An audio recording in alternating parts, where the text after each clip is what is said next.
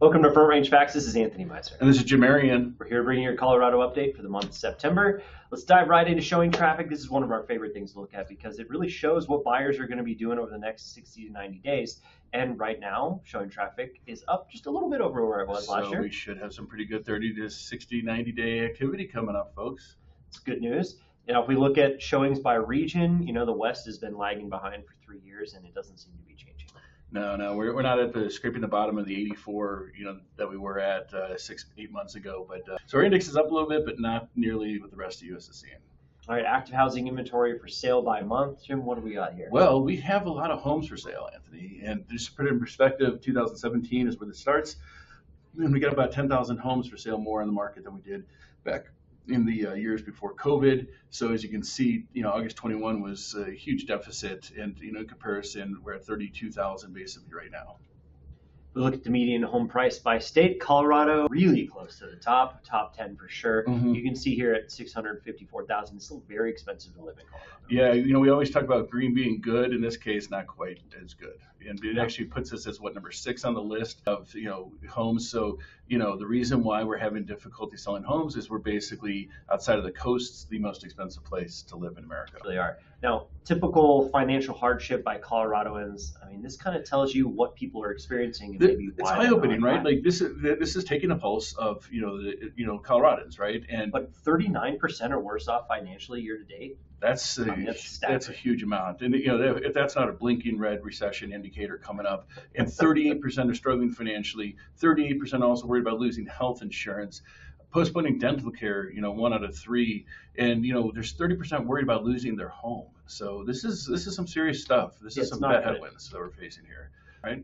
Well, I guess we do that because we want to tie this into why that affects the real estate market. And pending and under contracts statewide, year over year, we're down or up 10%. Mm-hmm. So even though all of this stuff is happening, there are a few more buyers defrosting out of the marketplace, but the average sales price across the entire state is up 3.5% year over year. But if you look at year to date, we're up maybe 1%, and the median is very flat. So it's not like prices are changing much around here, and it's largely due to that stat at the very bottom. 12% more month supply of inventory, and the active units are up by 18%.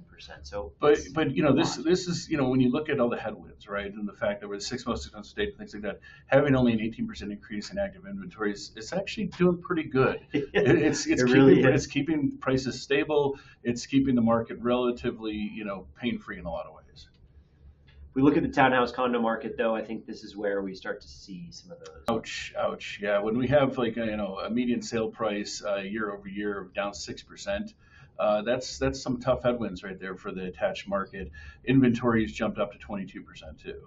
Yeah, and the sales are down by 8%. So this really all kind of couples into the detached single-family homes, the gold standard in real estate, and townhouses and condos. They feel the shifts before and longer, and you saw this in every recession. And with some of the pain points of increased insurance costs, increased property taxes, it's more painful than it has been in some years past. Absolutely. Now, if we look at our lender report, this is the one where we kind of talk about short sales, REOs, some of those foreclosure metrics. Are we up from last year? Sure, but when you go from 9 to 21. It's basically nothing. Yeah. So nothing to worry about there yet, even though poll data would suggest people are worried about it. They're just not to the point where that's that EKG on the patient table is still flat. It is. And days in MLS, days on market, sure, it's risen, but it's risen by about a week since this time last year. Those percentage change numbers look pretty staggering, but when you look historically, which is why we show these slides, it's been since 2013, 2012 when it took this long to sell homes in Colorado. So there probably is why it feels like it's taking. Yeah, but again, the townhome condo is about 2 weeks, so it's feeling the pain a little bit more for sure. Absolutely. Now, the pending under contract number, what I was saying earlier is it's exciting to see more showing traffic because it leads to more buyers going under contract. And we really are experiencing that right now. So 10% more under contracts in the detached single family home market, only about 5% in that condo townhouse market. But it's good news, right? Good news. It is. Even the townhome condo market year over year, seeing a slight increase is great because throughout the whole year it's been pretty much flat or a little bit decreasing for that end of the market. And the average sale price then, again, we've talked about how it's gone down in the condo townhome market, slight increase on the single family homes size, but relatively stable prices. Yeah, the attached market is the only one to really watch there, which we've really seen struggle basically since prices came or started stagnating in the recession. But either way, I think Colorado, very stable environment. Yeah. All right. Well, thanks for joining us on the show. Don't forget to check out the national update or the local update that we do. I'm Anthony Meisner with Land Title. You can reach me at 303-968-9868 or ammeisner@ltgc.com. I'm Jim Marion, realtor here at Coldwell Banker. Give me a call, 303-548-0243, or shoot me an email to jim@ourcoloradohomes.com. Have a great one, everybody.